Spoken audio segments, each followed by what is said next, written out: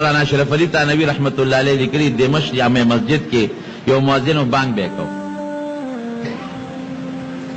بانگ بے بارا پا منارہ کی کو او دغه علاقه کی مسلمانان مو یهودیان مو او سب چی منارہ کے سوک بانگ وی اوچت نویلی شی چی خلق ووری او حی علی الصلاة و حی علی الفلاح دا پارا چی پا کوڑگے کے سوک برا بانگ وی نو مخ دا کلکین یو خوا بالخوا استیش شریعت کشتر اس دے بابا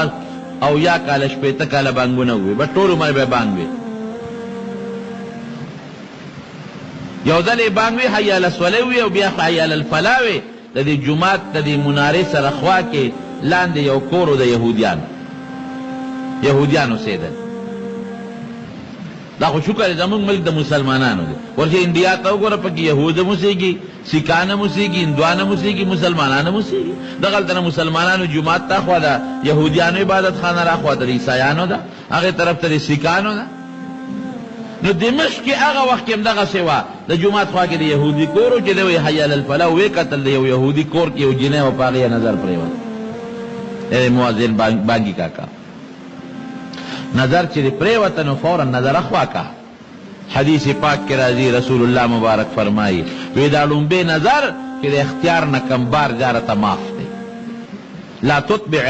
تتبع النظرتا النظر یو نظر پس بل نظر مطابق ہوا فإن لك الأولى دالون بے نظر دا تماف تے گوری دویم دا تماف ندے خدام گوری قصدن قلن بے نا زمون دا خلق خطای فقصلن بے نظر گوری دا سے نیغن ویلون بے نظر قماب علوم بے چے کم ناب تے اگر چے اختیار نبار خیال دینیو پچاور پریوتا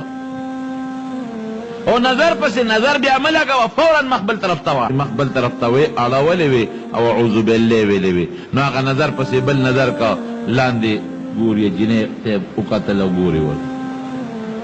بانگ اخلاص کا پاگا روشندان سر ویدان کا نیغ جنے تے گوری اجنے پہ استیال شو چوے قتل بابا دا پردو کورونو تا والے گوری دا نیک بختا خوا بانگی کاکا وطاوی چے یہ جنے ری رمی خوخا شو میلی دلے گورا کنستر کو پسی دا خلی گناہ شورو شو کنشوا او دا غوت گناہ شورو شو کنشوا دا نظر پسی دا غوت گناہ دا غی خبری ہوری او بیا دا خلی گناہ شورو شوا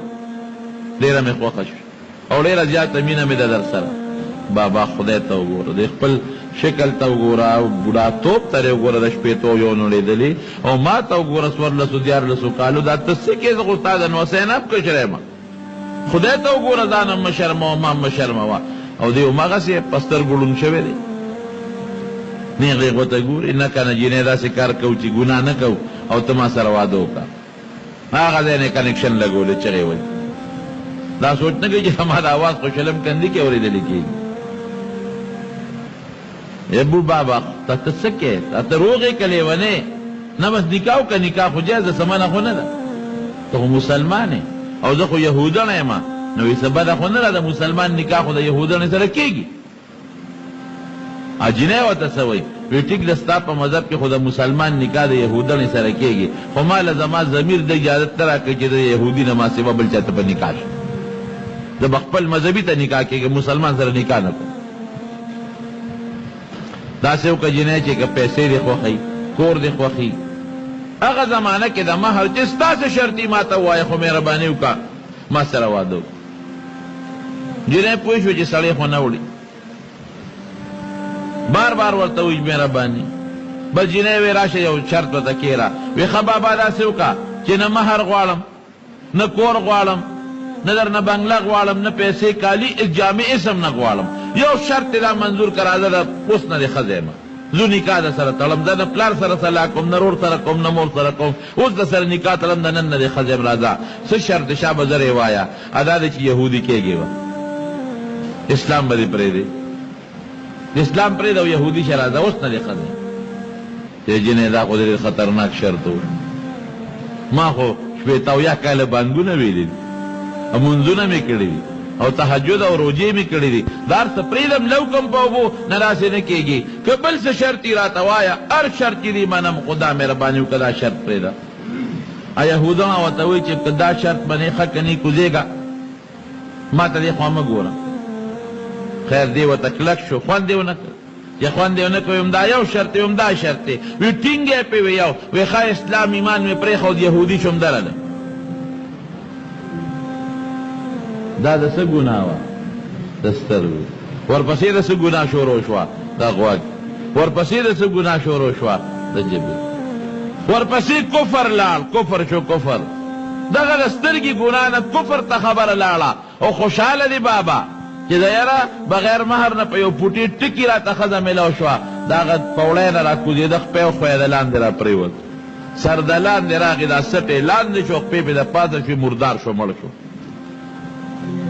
جنې پاتې شو نبی علیہ السلام فرمایي ډېر کرتا د یو انسان او د جنت په منځ کې یو لش مزلي د جنت په ځای دوزخ ته وغورځېږي دا سړی شو حضور پاک مبارک رښتیا وایي ګنې دغه مرګ مقدر و لازمن یې خپه خویده او بانګ یې ویلی و که دا ګناه د سترګو یې نه وی کړی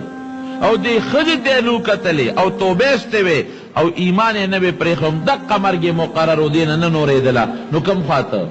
جنت ته ځکه چې بانګ یو سړی وایي او خلک مانځله راوبلي د دې نه بهترین عمل بل نشته خلک مانځله رابلي او بانګ یې وې او د هغې نه پس مړ کېده شهید به او جنت ته به ته لیکن د سترګو نظر یې پرله پسې که د غوږ نظر شو د ژبې نظر شو بیا ورپسې لال کفر شو